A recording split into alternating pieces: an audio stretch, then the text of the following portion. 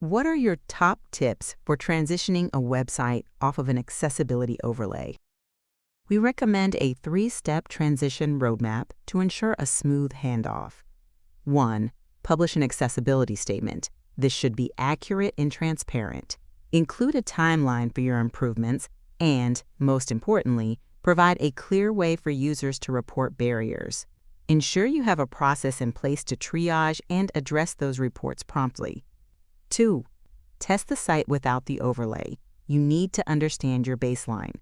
We recommend a 3-part method: automated scanning, manual review against WCAG technical standards, and user testing with people with disabilities. 3. Fix issues at the source. Once you've identified the barriers on your core website, address them directly within your content, design, HTML, and JavaScript. By fixing these issues at the source, the improvements are available to users immediately on page load. It's more flexible and respectful of the assistive technology and device settings your users already rely on. Accessible web. Web accessibility made simple. Explore our platform, services, and education offerings.